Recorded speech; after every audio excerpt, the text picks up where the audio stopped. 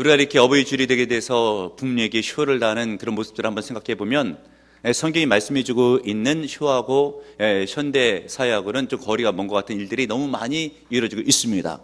이렇게 효가 잘 행해지지 않는 그런 것을 풍자해서 재미나게 만든 유머가 있어요. 어느 날 며느리하고 아들이 대화하게 되는 것을 거기서 어머니가 뒤편에서 듣게 되는데요. 며느리가 아들한테 이렇게 묻는 거예요. 자기야, 자기는 이 세상에 누가 제일 좋아? 그랬더니 아들의 이야기를 물론 자기가 첫 번째로 제일 좋지. 며느리가 얼마나 기분이 좋았겠어요. 어머니는 찜찜하고. 근데 며느리가 또 두 번째로 좋아하는 사람은 누구냐고 물었어요. 그때 누구야? 우리 예쁜 아들이지. 그래서 세 번째는 누구야? 누구야? 자기를 낳아준 장모님이지. 네 번째는 누구야? 우리 집 강아지들 애견이지. 그럼 다섯 번째는 나를 낳아주신 어머니. 어머니가 그걸 다 들었어요. 얼마나 서운했을지. 그리고 그 다음날에 어머니 아침 일찍 경로당에 가시는데 냉장고에다가 메모지를 붙여놨어요. 첫 번째는 보아라. 다섯 번째는 노인정 간다. 라고 적어 놓았던 것이에요. 풍자적인 이야기지만 참 씁쓸한 이야기고요. 이렇게 어버이 주일을 맞이게 됐었을 때면 마음속에 어떤 좋은 느낌이 좀 들면 좋으련만 그렇지 못한 그런 감정들이 들 때가 있어요. 돌이켜보게 됐었을 때 효를 다하지 못했던 그런 무거운 마음들이 누구에게나 한편에 있는 것 같은 그런 생각을 떨쳐버릴 수가 없다라고 하는 것이죠. 이런 의미에서 여러분들은 어버이 주일을 맞이해서 돌이켜 생각해 볼 때에 얼마나 효를 다하고 있는지 한번 점검해 보시길 바랍니다.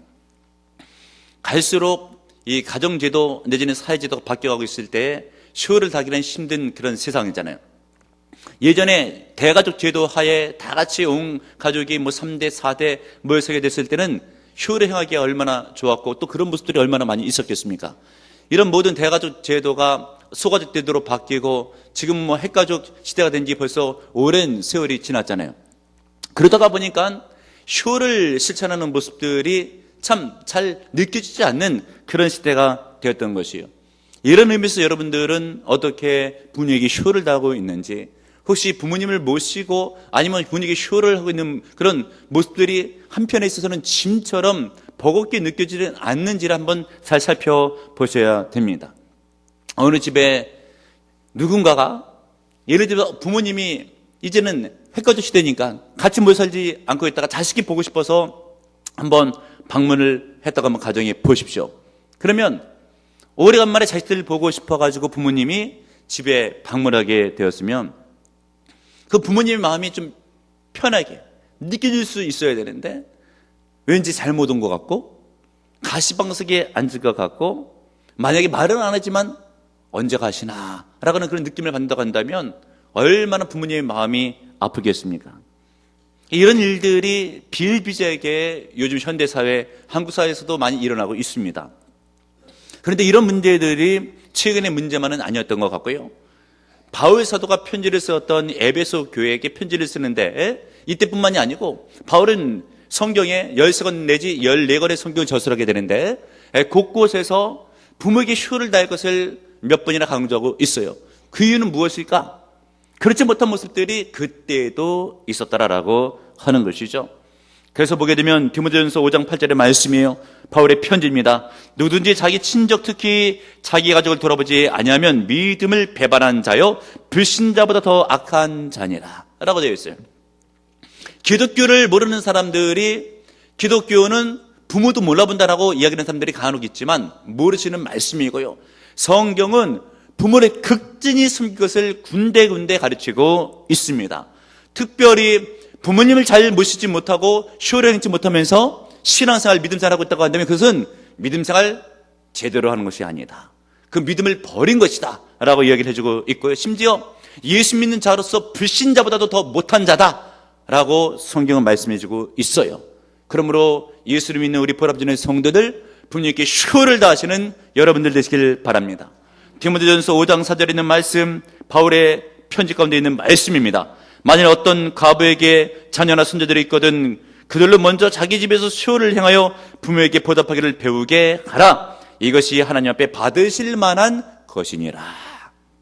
여러분, 자녀에게 효도를 가르치는 것은 믿음의 방편이고 하나님께서 영광을 거두신대요. 꼭 자녀들에게 가르쳐야 됩니다. 인사를 안 하잖아요. 인사하는 걸 가르쳐야 돼요. 귀찮은 듯 별거 아닌 듯 넘기면 그것은 자녀의 믿음을 망치는 길이 돼요. 그리고 본인도 신앙생활 잘못하는 길이 되는 것입니다. 성경은 말씀해 주고 있어. 자녀에게 효를 가르치라. 어른을 공경하는 것을 가르치고, 부모를 손대는 것을 가르치고, 인사를 가르치고, 예절을 가르치고, 말씀의 범위 내에서 신앙 가운데 부모를 공경할 수 있는 믿음의 자녀들로 양육을 하라라고 말씀해 주고 있어요. 왜 우리는 이렇게 효를 가르쳐야 될 것인가?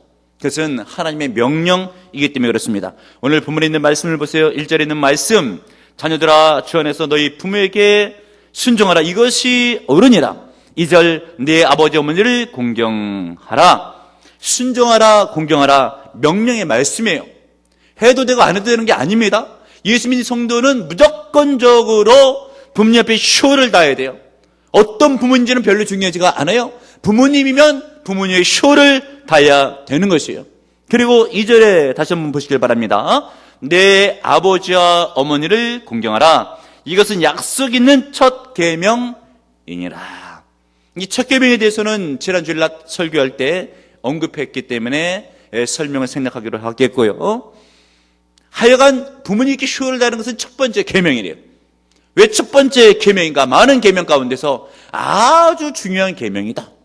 인간관계에 있어서는 가장 중요한 인간관계다.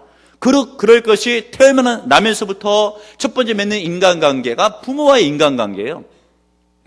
그러므로 여러분, 사업하시는 분들도 거래처 사람을 첫 번째로 여기서는 안 됩니다. 직장 다니시는 분들도 직장 상사의 관계를 첫 번째로 생각해서는 안 돼요. 누구와의 관계가 중요하다고요? 첫 번째로 부모님과의 관계가 중요해요. 우선순위를 거기다 두셔야 됩니다, 여러분. 그것이 곧 믿음이에요. 깨닫는 여러분들 되시기를 바랍니다. 그러면 이런 첫 번째 계명인 부모를 공경하고 효를 다하는 이런 계명, 왜 효도를 또 해야 될 것인가를 살펴보게 되면 그것은 인간된 자녀된 도리이기 때문에 그런 것입니다. 1절을 보세요. 자녀들아 주 안에서 너희 부모에게 순종하라. 이것이 옳으니라. 마땅한 도리니라 라고 말씀해 주고 있는 거예요. 왜 그러겠습니까? 부모님이 나를 낳아주셨잖아요. 길러주셨잖아요. 그 부모에게 효를 다하는 것은 자식된 인간된 마땅한 도리라고 하는 것이에요. 그런데 이 은혜를 저버리고 살아가는 분들이 있어요. 여러분 절대 은혜를 저버리면 안 됩니다. 하나님의 은혜를 저버리면 안 돼요. 교회의 은혜를 저버리면 안 돼요. 스승의 은혜를 저버리면 안 돼요. 부모님의 은혜를 저버리면 안 돼요. 절대 배은망덕해서는 안 됩니다. 고마운 줄 알고 감사한 줄 알고 은혜를 갚으려고 하고 그런 마음들을 가지시는 여러분들 되시길 바랍니다. 특별히 어버이 주일이잖아요. 부모님의 은혜를 다시 한번 생각하면서 낳아주신 은혜, 길르신 은혜에 감사하시고 효를 다하시는 여러분들 되시길 바랍니다. 그런데 그렇지 못한 현실들이 얼마나 많이 있어요. 우리나라 옛 풍수 가운데 좋은 풍수도 있지만 정말 없었으면 좋았을 만한 그런 풍수도 있어요. 고려장이라고 한번 들어보셨죠? 그런 풍습이 있었던 시대가 있었어요. 부모님이 나이가 드셔가지고 수족을 사용하기 어려울 때쯤 되게 되면 너무 이렇게 성가시고 또 가정 가운데 일이 크게 되니까 돌아가실 때가 되면 아직도 돌아가시지 않은 분을 지게에다 메고 산 깊은 곳에 거기다 내려놓고 그냥 자기만 돌아오는 거예요. 이것이 그 나라의 풍습이 돼가지고 그걸 안 하는 집안은 아마 나라나 마을 가운데서 팽을 당하는 그렇게 좋지 못한 풍습이 과거에 우리나라에 있었습니다. 그랬을 때 있었던 일인데요. 어느 자녀가 어머니를 지게에다 치고 산속 깊은 곳에 고려장 버리려고 가는 거예요. 근데 그 어머니가 산속을 지날 때마다 나뭇가지들을 툭툭 꺾어놔요. 아들이 묻는 거죠. 아니 어머니 지금 뭐 하시고 계시냐고. 얘야, 네가 나를 내려놓고 내려갈 때 이게 산중이 깊질 않냐고. 네가 길 잊어버리면 어떡하냐고. 꺾어놓은 가지를 보고 길 잊어버리지 말고 집에 잘 돌아가라고 그렇게 하는 거라고. 그 이야기를 한 거예요. 얼마나 이 가슴이 저며오는 그런 이야기입니까? 자식이 불의를 해도 자식을 끝까지 사랑하는 것이 부모의 마음이에요. 그래서 이런 마음을 자식들은 헤아리지를 못하는 것이 너무 많이 있더라라고 하는 것이죠. 한승지 씨가 쓴 엄마는 그래도 되는 줄 알았습니다라고 하는 시가 있습니다. 하루 종일 밭에서 죽어라 힘들게 일해도 엄마는 그래도 되는 줄 알았습니다. 찬밥 한 덩이로 대충 부뚜막에 앉아 점심을 때워도 엄마는 그래도 되는 줄 알았습니다. 한겨울 냇물에서 맨손으로 빨래를 방망이질 해도 엄마는 그래도 되는 줄 알았습니다. 배부르다 생각 없다 식구들 다 먹이고 굶어도 엄마는 그래도 되는 줄 알았습니다. 발 뒤꿈치 해져 이불이 소리를 내도 엄마는 그래도 되는 줄 알았습니다. 손톱이 깎일 수조차 없이 닳고 문드러져도 엄마는 그래도 되는 줄 알았습니다. 아버지가 화내고 자식들이 속썩여도 끄덕없는 엄마는 그래도 되는 줄 알았습니다. 여러분, 어머니의 마음을 자식들이 헤아리지를 못하고 있다고 하는 그런 시예요. 근데 우리네 어머니들 다 그렇게 우리들을 키우잖아요. 먹고 살기 힘든 시절 가운데에 지금이야 좀 양식이 풍부한 그런 시대지만 한 20년, 30년, 40년 전쯤으로 돌아가게 되면 얼마나 어려운 시대를 우리나라가 겪었습니까? 그때 밥상에서 어르신들, 어머니들 하시는 말씀이 있잖아요. 나는 괜찮다. 너나 많이 먹어라. 이런 말씀 많이 하시잖아요. 어쩌다 생선 한 토막 올라오게 되면 나는 머리가 더 좋다. 그렇게 얘기를 하시잖아요. 그러면 자식들에게 진짜인 줄 알고 부모님은 배 안 고픈 줄 알고 지가 다 먹고 생선 머리 좋아하신다니까 머리 먼저 떼어가지고 부모님께 드리고 이런 일들이 얼마나 많이 있어요. 그런데 부모님의 은혜가 뭐예요? 나는 괜찮다. 이 한마디에 그 사랑과 자식에 대한 관심이 다 담겨져 있는 거예요. 이것이 곧 부모의 마음인데 자식들은 몰라줄 때가 얼마나 많이 있습니까? 언젠가 방송에서 들은 이야기인데 아직도 잊혀지지 않는 이 이야기예요. 어느 여성의 이야기인데 자기 고등학교 학창시절 때의 일을 기고해서 방송에 그 사연이 소개됐던 그런 일이에요. 그래서 그가 여고생 때에 학교를 파고 버스 정류장에서 자기 친구들과 함께 버스에 올라탔어요. 근데 자기 아버지 직업이 버스 기사였는데 마침 그 버스에 탄 거예요. 아버지가 반가워서 아무개 불렀는데 딸이 창피해가지고 못 들은 채 하고 친구들하고 계속 수다를 떨고 있는 거예요. 그러니까 아버지도 딸 이름 부르는 게 미안했던 것이죠. 근데 차가 막 움직이고 하다가 보니까 이 승객들이 자칫 술을 놓치면 위험한 상황이 한번 발생했나 봐요. 그때 그 버스 기사는 아버지가 자기 딸을 부를 때 학생 위험하니까 안으로 좀 들어가서 앉으라고 이 얘기를 한 거예요. 그리고 나서 그 딸이 집에 돌아왔습니다. 그리고 자기 방에 들어갔어요. 그리고 이불을 푹 덮었어요. 그때 있었던 일을 생각하고 흐느껴 우는 거예요. 근데 아버지가 딸 방에 들어갔죠. 그리고 나서 이불 덮은 딸에게 그냥 대놓고 이야기를 해요. 아빠가 이렇게 너에게 자랑스러운 아빠가 되지 못한 것을 미안하게 생각한다. 근데 나는 너희들을 위해서 모든 것을 다 할 수 있단다. 쟤만 아니면 정말 이 몸이 부스다라고 일해서 너희들을 키울 수 있는 그런 마음은 내가 가지고 있다는 것을 네가 알아주길 바란다. 그 얘기를 듣고 하염없이 눈물을 흘렸다고 하는 그런 기고를 어느 한 여성이 어른이 돼서 방송에 자기 사연을 소개한 적이 있습니다. 부모는 이렇게 자식을 키울 때 정성을 다하는데 자녀들은 이해하지 못하고 그런 부모를 어떨 때는 부끄럽게 생각할 때가 종종 있다고 하는 것이에요. 여러분, 효를 행하시길 바랍니다. 자식된 돌이요 인간된 돌입니다. 어떤 분들은 그래요. 형편이 돼야지 효를 하죠. 모르시는 말씀이에요. 우리 예수님께서 십자가 지실 때에 여러분 죽음의 위기잖아요. 육체적으로 굉장히 쇠하셨잖아요. 무슨 주머니 돈을 갖고 계십니까? 그런데 눈앞에 마리아 어머니가 계시잖아요. 그때 무슨 말씀을 하십니까? 제자 요한에게 말하잖아요. 요한아, 이제부터 내 어머니니라. 잘 섬겨주길 바란다. 그 얘기를 듣고 요한이 예수의 어머니를 집에 모시고 평생 섬겼다고 하는 이야기가 있습니다.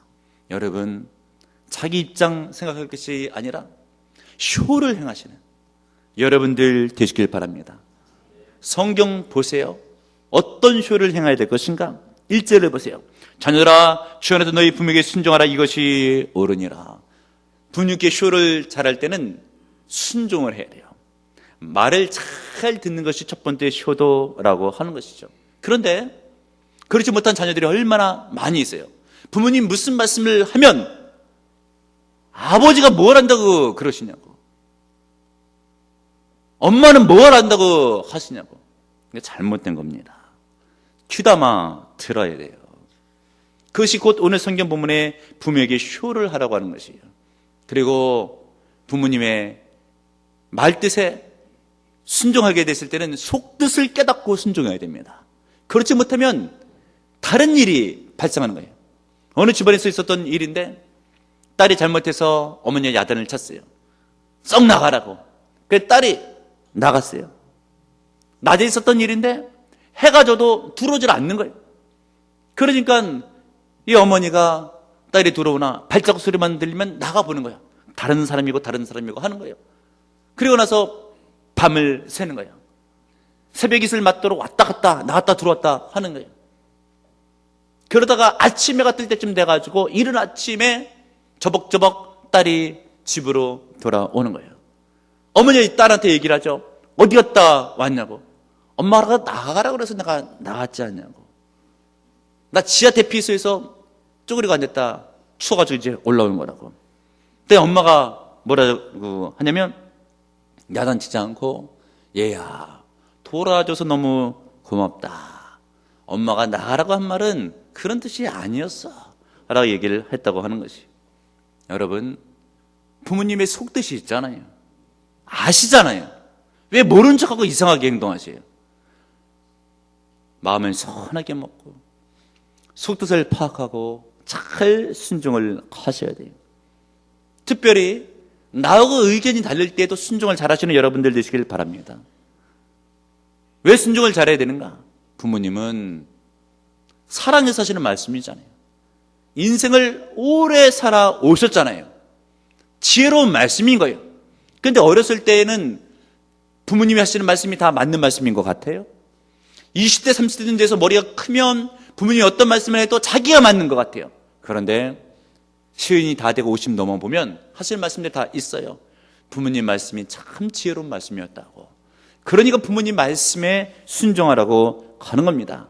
이해가 안 가더라도 순종을 하라고 하는 것이고, 이것은 행동뿐만이 아니고 정말 마음적으로도 부모님이 느낄 정도로 부모님의 마음을 기쁘게 해드릴 수 있는 순종이 되어야 된다고 하는 것이에요. 잠언에 성경에 있는 말씀 23장 25절, 내 부모를 즐겁게 하며 너 낳은 어미를 기쁘게 해라. 여러분, 부모님 마음을 기쁘게 해드리길 바랍니다. 어느 중국의 선배는요, 나이가 들었어도 부모님을 기쁘게 해드리려고 애들 있는 색동적을 입고 춤을 췄다고 하는 말이 있잖아요. 부모님을 기쁘시게 할 수 있다고 한다면 뭐든지 다 할 수 있는 여러분들 되시길 바랍니다.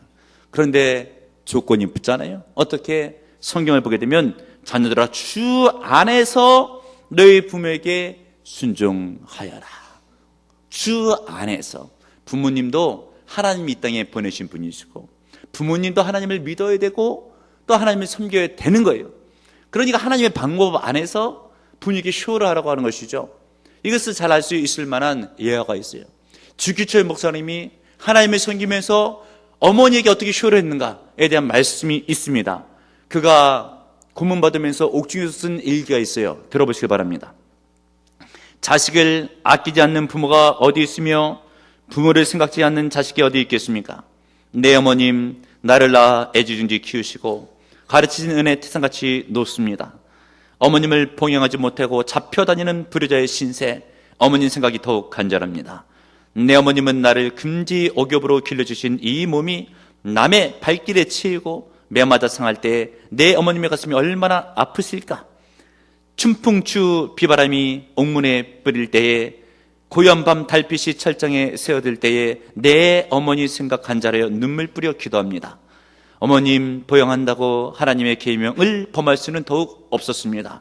불의한 자식의 봉양보다 무소불능하신 주님께 내 어머님을 부탁하고 나는 주님 자체를 따라가렵니다. 연약한 나를 붙들어 주시옵소서. 사랑하는 내 어머님, 80 넘으신 내 어머님을 자비하신 주님 손에 부탁하나이다. 눈물 없이 못 가는 길, 피 없이 못 가는 길, 영문 밖에 좁은 길이 골고다의 길이라네. 영생 복락 얻으려면 이 길만은 걸어야 해. 불효해도 가야 하고 죽더라도 가야 하네. 그래서 보게 되면 주기철 목사님이 효자잖아요. 그런데 주님 안에서 효자인 것입니다. 이렇게 효를 행하라고 하는 것이에요. 그 다음에 있는 말씀, 효를 어떻게 행해야 될 것인가? 2절을 보시겠어요? 2절을 한 목소리로 읽겠습니다. 2절 시작.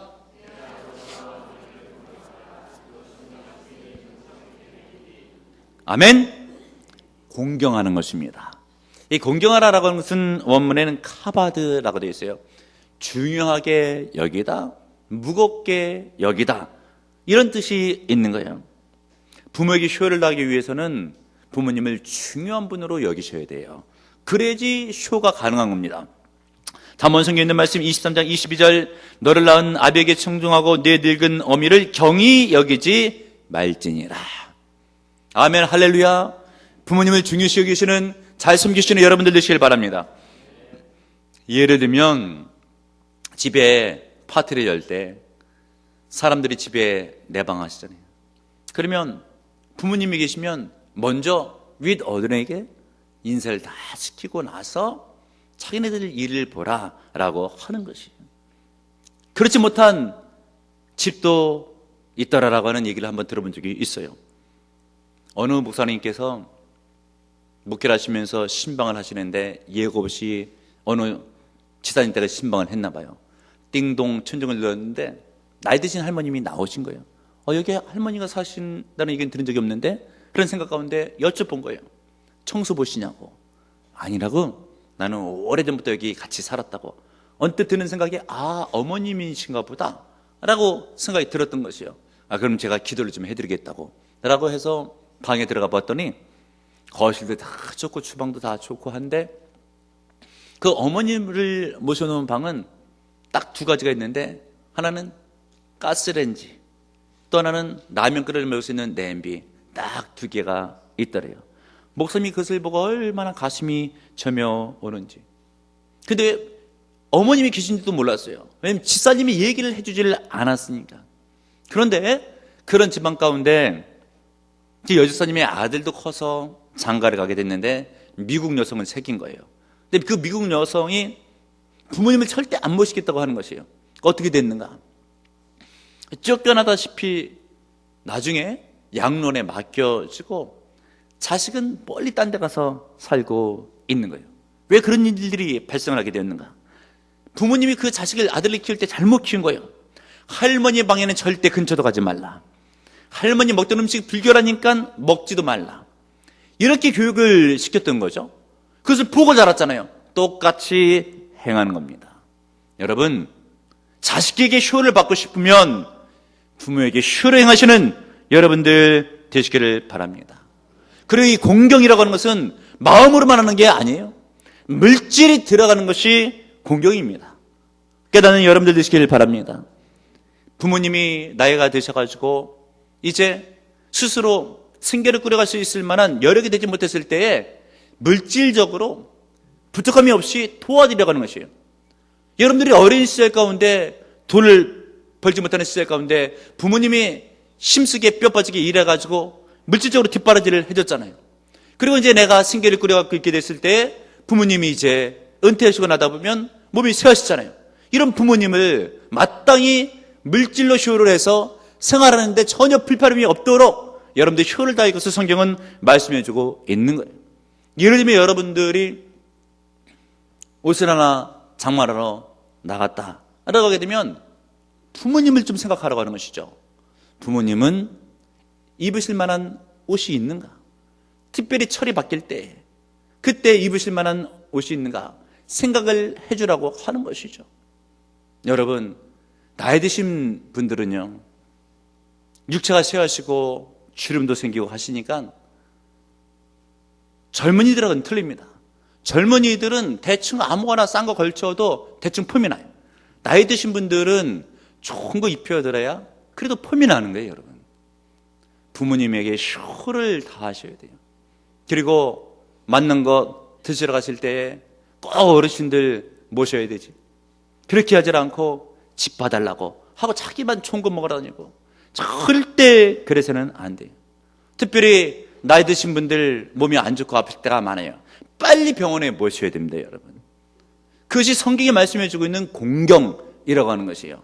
시간을 내서 물질로 살펴드리고 불편함이 없도록 행하게 되는 것이 공경의 쇼입니다. 깨닫는 여러분들 되시길 바랍니다. 그런데 성경은 그렇게 잘 못할까 봐, 복 받는 건 좋아하니까 하나님께서 상을 걸고 효도를 해라고 약속해 주셨어요. 이로써 내가 잘되고 땅에서 장수하리라. 부모님께 효를 다하게 되면 하나님께서 그것을 보고 계시다가 땅에서 잘되는 은혜를 주시겠다. 이 땅에서 잘되고 싶습니까? 하나님 보실 때에 효자로 인정받으시길 바랍니다. 하나님께서 그런 복을 주시는 거예요. 상가, 승무, 노인탄이라고 하는 한자 수고를 아십니까? 숙종 때 이래요. 숙종이 어느 날 민간복 입을 옷을 입고 시차를 나갔어요. 야행을 나갔던 것이죠. 어느 집안에서 울음소리가 들리는 것이에요. 가만히 틈이 열린 방문 가운데 잠깐 들여다 보니까 상복을 입은 사람이 노래를 부르고 머리를 깎은 사람이 춤을 추고 노인은 울고 있는 거예요. 나중에 자초지정을 들어보니까 이런 이야기죠. 이제 어머니가 돌아가신 후에 얼마 되지 않게 됐을 때 아버님 생신이 온 거예요. 집안이 가난하잖아요. 며느리가 머리를 잘라가지고 상을 차린 거예요. 아들이 그 앞에서 노래를 부르고 며느리는 중처럼 깎은 머리를 하고 춤을 춰서 아버님을 기쁘게 하는데, 아버지 마음이 그렇게 기쁘기만 하겠습니까? 울면서 상을 받고 있는 거죠. 그래서 숙종이 그 아들을 불렀어요. 네가 좀 글을 아느냐? 조금은 아는데요. 그럼 이번 과거에 응시해라 라고 해서 응시를 했습니다. 그래서 문제가 나왔는데 그게 상가, 승무, 노인탄이죠. 급제를 해가지고 날의 높은 벼슬을 얻고 부모님을 제대로 모셨다라고 하는 이야기입니다. 여러분, 효를 행하면 복을 받는 거예요. 여러분, 쇼핑백 잘 아시죠? 종이 가방. 이거 어떻게 만들어졌는지 아십니까? 미국의 이야기예요. 필라델비아에서 있었던 일이죠. 어느 소년의 이야기입니다. 그 집이 가난했어요. 어머니가 자식을 먹여 살리려고 배달업을 했어요. 근데 이것저것 소품들 배달할 때 보니까 너무 고생스러워서 어머니를 어찌 도울까라고 생각했던 소년이 종이로 가방을 만든 거예요. 그리고 요즘에 쇼핑백이죠. 여기다가 배달하니까 어머니가 고생을 덜 하는 것이에요.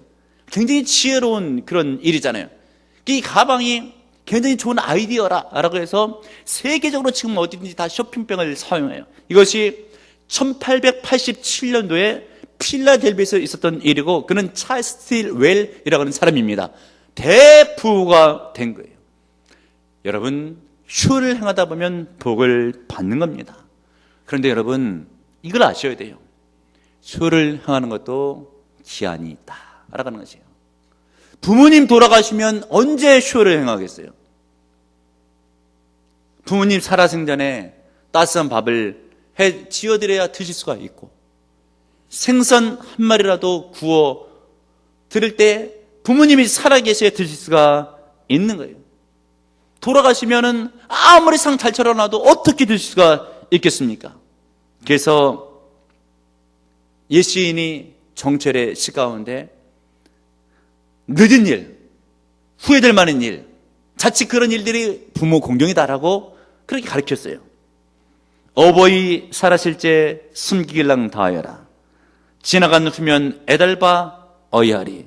평생에 고쳐 못할 일이 이뿐인가 하노라. 그러가면 박인노 씨의 조응시도 있어요. 반중 조응감이 고아도 보이나니 품은직 하다마는 품어가 반길이 없으니 이를 서러워하노라. 무슨 뜻입니까? 내 아버지 내 어머니 홍시 좋아했는데 잘 익은 홍시 손바닥에 들고 달려가 이것 어머니 드세요, 아버지 드세요 드리고 싶었지만 이제는 반길 리가 없으니 그를 서로 하노라, 이런 뜻이에요. 그런가 하면 요즘에 글인데 인터넷상에 떠도는 글이에요. 잘 들어보세요. 생선 장수 어머니. 어린 시절 시장에 생선을 파시는 어머니의 모습이 내게는 너무도 창피했습니다. 저녁 때 팔려 남은 고등어가 밥상에 오를 때면 철없는 투정으로 숟가락을 팽개쳤고, 힘들게 생선을 팔아 초등학교에 보내주실 때에도 학교문 사람이 쥐어주신 돈을 생선 냄새가 난다며 뿌리치고 말았습니다. 지금아 생각하면 그때는 왜 그래도 철이 없었는지요. 일한다는 것은 아름다운 것이라는 걸 깨달은 지금 시장에서 고생하시는 분들을 보면 왠지 낯설지 않습니다. 그 얼굴 사이에 어머니의 모습이 보이는 것 같아 머리라도 조아리고 싶어지지만 이제 어머님은 그 어디에도 계시질 않습니다. 그 옛날로 돌아가 어머니께 용서를 빌 수 있다면 얼마나 좋을까요? 어머니 죄송합니다.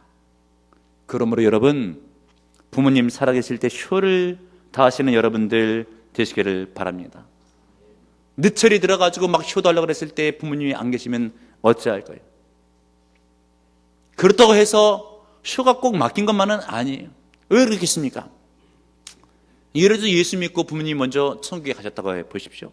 나중에 부모님을 다 제외합니다. 천국에서. 믿는 자들은 그래요. 그 부모님이 내가 이 땅에서 어찌 살기를 원하시겠습니까?